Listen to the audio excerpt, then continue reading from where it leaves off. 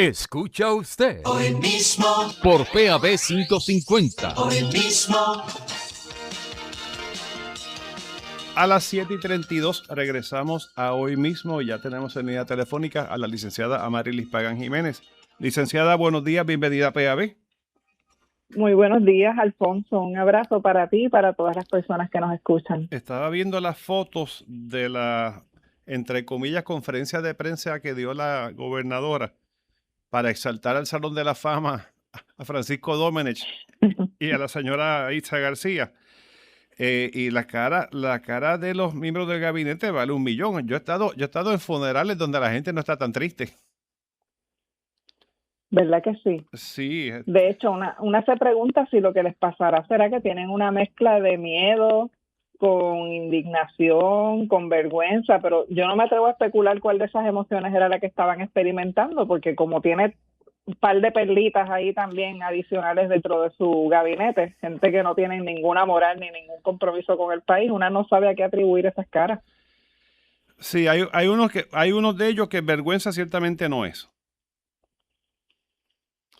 Pero bueno, usted nos comenta que dice que hay vergüenza y no es ajena.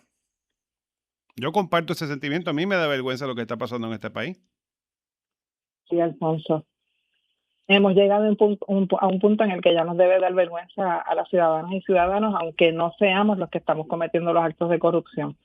Porque mira, antes con lo de Fajardo en educación, lo del Instituto del SIDA, con cosas así que vimos en el pasado de corrupción, una decía que la vergüenza la sientan ellos. A mí no me daba ninguna vergüenza cuando decían, no, a nivel internacional se está diciendo de la corrupción. No me daba vergüenza porque eran casos que estaban aislados, o por lo menos lo demás estaba bajo la alfombra, por decirlo de alguna manera, ¿verdad? Y una no podía atribuirle al país responsabilidad por eso que estaba pasando en ese momento. Pero cuando uno empieza a ver cómo se han ido acumulando las capas y las capas de corrupción, de desvergüenza, de desamor al país, de odio al país en algunas instancias, ya uno tiene que empezar a sentir vergüenza como país, porque la pregunta es, ¿por qué llegamos a este punto y por qué lo seguimos permitiendo? Entonces, me molesta cuando veo que la gente está pensando, y esto lo hemos hablado en varias ocasiones, que lo que hay que hacer es esperar a las elecciones del 2028. Y yo creo que esa postura, en gran medida, es una postura que parte de la comodidad, de no querer movernos de las zonas cómodas de nuestra cotidianidad, porque la gente que sabe la gravedad del asunto sabe también que esto requeriría acciones concertadas con mucho sacrificio personal y con una inversión de energía grande, pero la pregunta es, ¿el país se lo merece o no se lo merece? Entonces ahí es donde llega ese sentimiento como de vergüenza. Te juro que hasta me da un poquito de vergüenza cuando pienso cómo el resto del planeta tiene que estar viendo a Puerto Rico en este momento. Yo que siempre he estado tan orgullosa de puertorriqueña, ya en este punto lo que estoy pensando es de afuera tienen que estar mirándonos y diciendo qué es lo que hay en ese país. Un montón de jodillados y de jodillas que le hacen todo lo que le hacen y la gente sigue con sus vidas quejándose porque se quejan, pero más allá de quejarse, poner memes o videos editados como el que estaba circulando allá en redes, hay mucha gente que no se plantea dar un paso más allá. Se nos acabó la capacidad de indignarnos. De hecho, la gobernadora estaba ayer en Ponce y estaba todo el mundo como si no estuviera ocurriendo lo que está ocurriendo. ¿Tú te acuerdas que a Fortuño le hacían papelones en los sitios cuando iba? Sí. A Fortuño le quitaban y le hacían cosas. Y a la gobernadora la dejan pasear por ahí.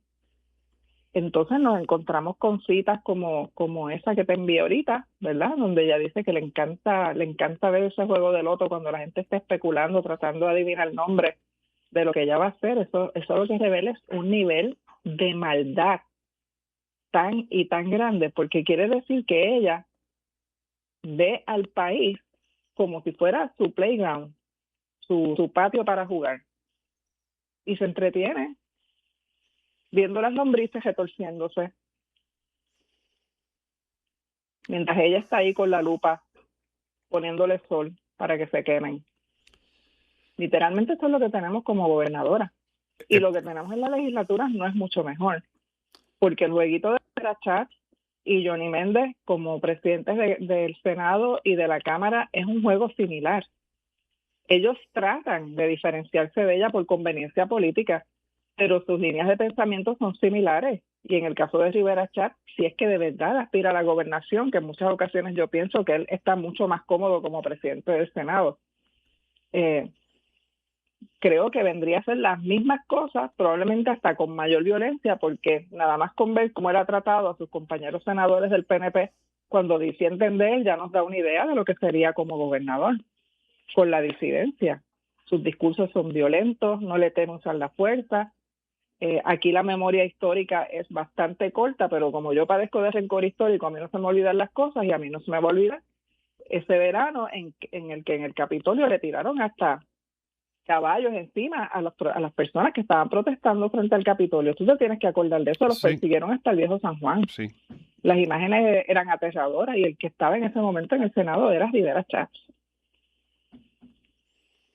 Esa es la persona que ahora todos los días dice buenos días y con decir buenos días se convierte en noticia. Y la persona que mucha gente ve como un opositor para Jennifer González. Entonces aquí de nuevo es, pues, ¿qué estamos esperando? Entonces, por otro lado, Alfonso, voy a decir algo que a lo mejor a la gente le moleste, pero pues ni modo, hay que decirlo. Yo noto que en las autodenominadas izquierdas, personas que yo creo que dicen que son de izquierda, pero no lo son tanto, tenemos dos grupos. Tenemos la gente que tiene muchos recursos económicos, ya sea porque son herederos de familias que han tenido muchos recursos económicos a través del tiempo o porque se los han ganado como profesionales, que no tienen nada de malo, pero que no aportan ni un centavo, ni una hora de su tiempo a ninguna de las causas que son importantes en este momento. Pagan miles de dólares por un cuadro de Albizu para la oficina, para detrás del escritorio, o de un Betance, pero no dan ni 10 pesos cuando hay que aportar acciones que son necesarias para hacer movilización política en este país. Y del otro lado tenemos gente de las izquierdas que están empobrecidas y que a mí se me rompe el corazón a veces cuando los veo peseteando las meriendas para actividades que son importantes, peseteando para conseguir un local donde reunirse, peseteando o poniendo de su propio dinero para moverse por la isla, a trabajar con grupos organizativos. Entonces, ahí hay un disloque también. Y yo tengo que pensar que con el primer grupo, ¿será que se siente cool decir yo soy independentista o soy de izquierda? Pero más nada, que están tan aburguesados como los de la derecha. Y por eso no aportan. Y eso es parte del problema que tenemos. En las derechas el dinero corre, porque esa gente, cuando creen en una causa, le meten chavos. En las izquierdas no. Y eso también es algo que tenemos que tomar en cuenta, porque es un problema que hemos tenido por décadas. Nosotros acá haciendo las cosas a pulmón sin recursos económicos, y el otro lado con el dinero corriendo para billboards, para anuncios de página entera en el periódico, para pagar reuniones, para traer conferenciantes, para movilizarse por la isla. Tienen los recursos económicos y no es porque las izquierdas de Puerto Rico sean pobres. En nuestras izquierdas hay de todo. Hay gente millonaria, hay gente pobre. Y la millonaria no está haciendo su parte. ¿Por qué? ¿Qué usted piensa? Son izquierdas de cartón, como una vez Alexandra Lugaro nos dijo a las feministas porque no las defendimos. Una vez que la atacaron, que nos dijo feministas de cartón.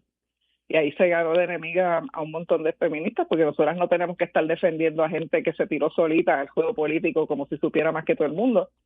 Pues yo creo que tenemos gente en las izquierdas que realmente una cosa es el discurso y otra cosa es cómo viven su vida y cómo se acercan a la realidad cotidiana del país. Y yo creo que si alguno de ellos me está escuchando en este momento y le molesta lo que estoy diciendo, pues reflexione y haga el inventario de aportaciones que ha hecho, más allá de dar algún discurso en radio o en un podcast o en alguna reunión de algo. Que hagan inventario de aportaciones. Hay gente que aporta mucho tiempo. Eso tiene un valor tremendo porque el tiempo es oro, como siempre nos han dicho, ¿verdad? Y sí es oro. Por eso los patronos explotan a la gente para ganarse el oro nuestro de nuestras manos. Pero en términos políticos hay que invertir tiempo. Y si tú no puedes invertir tiempo y tienes recursos económicos, mete recursos económicos. necesitamos dinero también. Y eso es algo que rara vez se discute porque como hay una fobia siempre a hablar del dinero en este país, tú te has dado cuenta de eso, ¿verdad? Por lo menos en mi casa mami decía, de chavos no se habla, eso es de mala educación. Ay, no estés pidiendo que eso te hace ver pobre. Ay, esto lo otro. Nos meten en la cabeza ese tipo de ideas. Sí. Pues mira, yo creo que es hora de que las izquierdas hablemos entre nosotros y digamos, ¿quién tiene chavos aquí? ¿Dónde los va a poner? ¿Cómo los va a poner? ¿Qué vamos a impulsar? Porque nos siguen pasando solos. Nos siguen pasando el rolo. Y lo otro es también, cuando hablamos del tiempo, que hay gente que cree que la inversión de tiempo máxima que puede hacer es un like en Facebook. Pues mira, se quedan cortos. Que piensen cuántas de las horas que dedican a redes sociales en la semana pueden dedicar mínimo a reuniones. Por Zoom, si no quieren moverse o no pueden moverse, porque a veces una no se puede mover, ¿verdad? A mí me pasa eso con mami y papi. Tengo horarios limitados para moverme fuera de Bonito. Pero participo en reuniones de Zoom, sí saco tiempo presencial para ir a cosas y sé que para mí es un sacrificio y para la gente sé que es un sacrificio, pero en este momento hay que pensar que la patria es valor y sacrificio. Entonces, si nos gustan las citas de los próceres, pues vivamos a la altura de las citas de los próceres. Entonces, Alfonso, mira, una se pone a ver la televisión local. Pues ayer yo me encontré con una entrevista que le estaban haciendo al director ejecutivo de la Junta de Control Fiscal. Alexandra Lúgaro le hacía las preguntas en español, el tipo contestaba en inglés.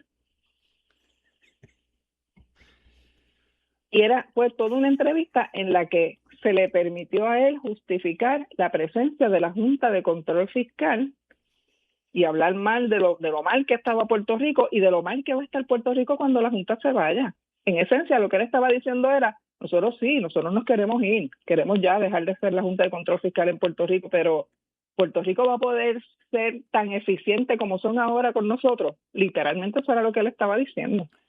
¿Ella le cuestionó en algún momento? Ella le hizo preguntas que honestamente eran preguntas del tipo, ¿tienes el espacio para explicar y lavarle la carita a la Junta? Y después sienta dos políticos del patio, uno que trabajó con la administración de García Padilla y el otro era el senador o representante de Caguas, de apellido La Santa, Ajá. Que estaban en la misma línea discursiva. El que trabajó con García Padilla decía que si no hubieran puesto la Junta de Control Fiscal, Puerto Rico hubiera estado arrasado. Entonces yo digo, aquí nadie plantea que estamos ante una deuda odiosa. Y odiosa no es una palabra que me estoy inventando. Eso es un término que se utiliza para hablar de una deuda que es ilegal, que no se auditó y que estamos pagando cuando la deberían estar pagando los corruptos que se metieron esos millones y millones de dólares en sus bolsillos. Entonces, vengo yo, me robo 10 billones de dólares, nadie sabe mi nombre, no estoy en la palestra pública, no me radican cargos, y entonces el país que pague la deuda. Eso es lo que tenemos aquí con la deuda pública. La conspiración y contubernio de los políticos del momento que fueron acumulando deuda, los corruptos que tenían los contratos y se llevaron los millones de dólares cuyo beneficio aquí nadie vio, y entonces una Junta de Control Fiscal que viene a cobrarnos a los demás. Y la gente con su misión de siempre no cuestiona, no pregunta, no protesta, no propone. Y nos siguen robando. Porque todo este incidente de Domenech y la gobernadora es la corrupción en su manera más descarada a la vista del país, y la gente lo que hace son memes. Estamos esperando que llegue Bad Bunny, Ricky Martin y Calle 13 y nos convoquen. Eso es lo peligroso de tú meter figuras artísticas en protestas colectivas. En el 2019 yo lo dije, pero a la gente no le gusta eso. Y lo dije en otros momentos en que para otras causas llamó a Ricky Martin para que hiciera expresiones. Cuando tú tienes gente haciendo organización de base y es la que te moviliza las masas y tú de momento traes un artista de paracaídas, de portavoz, para que termine de movilizar, el mensaje que le estás enviando al que está trabajando de base es no pierdas el tiempo porque este tiene más poder de convocatoria que tú, y a la gente de afuera lo que le están diciendo es este es el que es. Y la gente no se pregunta quién hizo el movimiento de base, quién estructuró ideas, quién planteó estrategias, quién estuvo metiéndole pecho a la situación que había antes de que llegara el artista a coger un micrófono. Los caudillos, Alfonso, los caudillos de los que hemos hablado. Sí. Si no son en política, son de las artes. Y lo que está detrás de todo eso es una pereza, una vagancia de la gente que no tiene nombre. Entonces ahí es donde yo digo, pues mira, me da vergüenza porque entonces este es un país de gente que es ideológicamente, políticamente y comunitariamente perezosa. Hay excepciones, claro que sí, hay gente maravillosa que son las que han permitido que este país, las que han logrado que este país no se haya acabado de hundir, porque hay organizaciones haciendo trabajo de base, dando comida, dando techo, dando seguridad, organizando para que haya agua y luz en comunidades remotas. Claro que sí, hay gente maravillosa haciendo ese trabajo. Bueno, inclusive, pero aquí, inclusive cuando los artistas convocan, la gente llega porque hay alguien que dice yo tengo la guagua para montarnos, ¿no? Y están las redes de gente que vamos a participar de esa marcha. Exacto, pero todo eso requiere una organización y es gente que lo está haciendo y es maravillosa y de verdad mi corazón está siempre con esa gente. Yo les veo, el resto del país no les ve. Yo les veo y les honro, porque es la gente que ha sostenido la vida en Puerto Rico a pesar de las persecuciones y a pesar de los ataques del gobierno a la reputación de las organizaciones y a la reputación de las personas en su carácter individual, a pesar de los cargos que se radican por tonterías en contra de la gente para hacerle lawfare y mantenerlos a raya.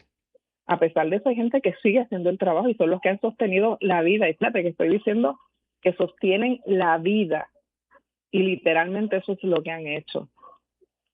En Puerto Rico no hay más muerte y desolación porque está esa gente en distintos puntos haciendo el trabajo, pero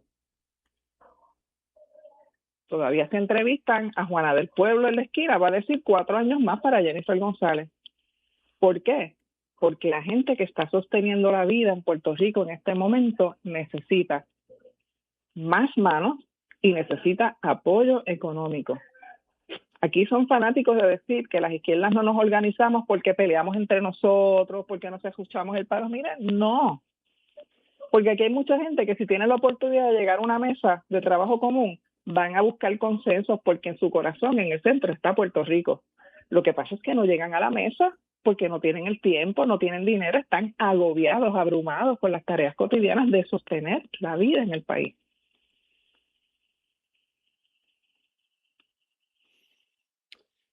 La verdad que sí, Y a estas alturas, lo que está pasando en este país en este momento es vergonzoso. Y no sé a nivel mundial, pero sé que, por ejemplo, en Washington están mirando la situación y están hay gente que se lo está gozando, pero hay otros que tienen temor. sí. Yo creo que si empezamos a ver y a unir los puntos de todo lo que está pasando en el país, fíjate que ahora mismo en las noticias tenemos a Domenech, tenemos el juicio de Elvia Cabrera, tenemos la crisis de los hogares y tenemos otra serie de noticias que llaman la atención, pero muy poca gente conecta los puntos. Entonces ahí es donde está el asunto de la vergüenza, ¿verdad? Hay gente que está conectando los puntos, pero fuera de Puerto Rico o en el lado de los que se están robando el país. Esos sí tienen los puntos bien conectaditos en su cabeza. Los que están fuera, digamos en Washington, en otros espacios de poder, porque el sector financiero es global, ¿verdad? Y esa gente está también mirando para Puerto Rico y conectando puntos. Pues esa gente conectan los puntos y suman para su beneficio. Sí. Saben cuáles son las debilidades y cómo las van a aprovechar. Entonces, aquí en Puerto Rico, como la gente está cogiendo los cantazos todos los días, no tiene tiempo de conectar los puntos. Volvemos al tema. Tiene que haber un proceso organizativo que no tiene que ser una sola entidad, Alfonso. Para eso existe el concepto de coalición o de redes. Pueden haber 50 organizaciones políticas, ninguna tiene que ser la organización política, ¿verdad? Porque también tenemos en la cabeza estos conceptos mesiánicos y de caudillos, que tiene que haber una organización que agrupe a todo el mundo. No, para eso están las coaliciones y las redes. No hablamos tanto de diversidades, que las sociedades deben ser plurales, diversas. Bueno, pues tenemos que saber también que si creemos en eso y creemos en el respeto a las diferencias y creemos en la idea de que la gente tiene distintas habilidades, distintos recursos según donde vivan, cómo vivan y cuál haya sido su trayectoria de vida, tenemos que entender que a lo mejor un proceso organizativo en Puerto Rico va a ser un proceso de redes o de coaliciones. Eso es algo que tenemos que mirar y que es bien importante, porque si no, la vergüenza nos va a llevar junto con la desesperanza y aquí no va a quedar nada para el 2028. No sigan esperando las elecciones, porque las elecciones no son la respuesta. No sigan esperando por partidos políticos, porque los partidos políticos que se creen que son un fin en sí mismos no son partidos a los que tengamos que a los que tengamos que responder nosotros, porque no les responden al país.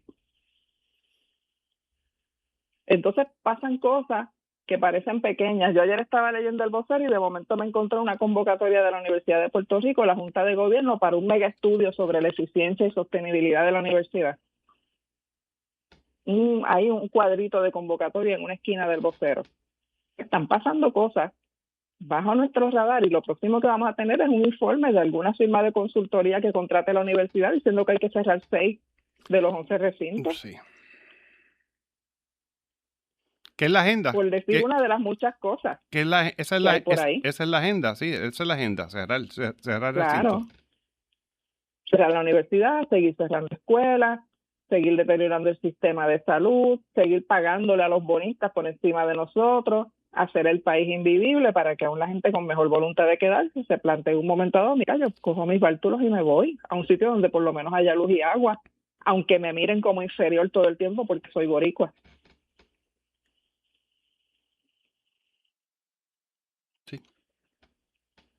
Así que yo creo que tenemos que comenzar a pensar en redes y en coaliciones, pero también mi llamado es a que quien tiene recursos económicos póngalos a disposición, o aquí se creen que las revoluciones en otros países en el pasado se cogían de gratis.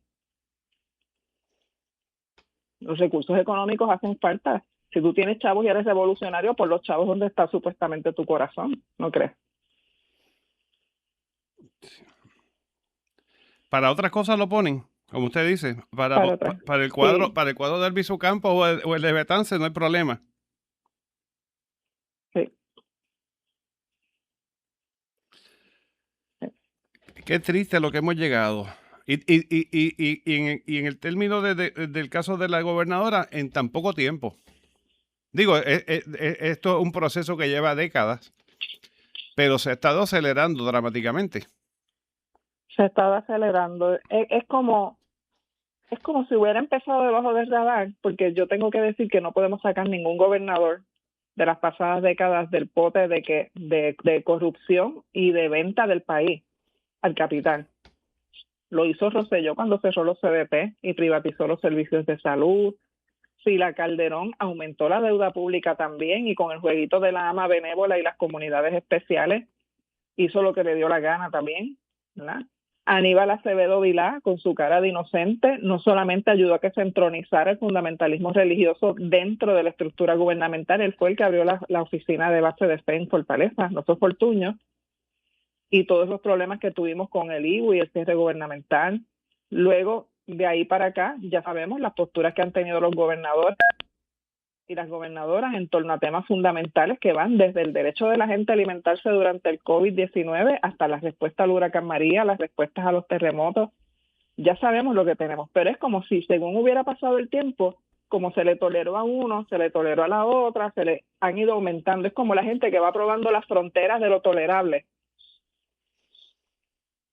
Entonces, si a este que vino antes que mí y aguantaron tal cosa, déjame yo ir un poquito más allá, a ver si me aguantan. El próximo dice, mira, aguantaron y al otro, déjame ir un poquito más. Y Jennifer González está segurísima de que ella va a terminar el cuatrienio y es viable para una reelección. Ella está segura de eso porque, ¿sabes qué? Ella está leyendo a la gente también y sabe de la inmovilidad que hay en ciertos sectores y de la ignorancia que hay en otros.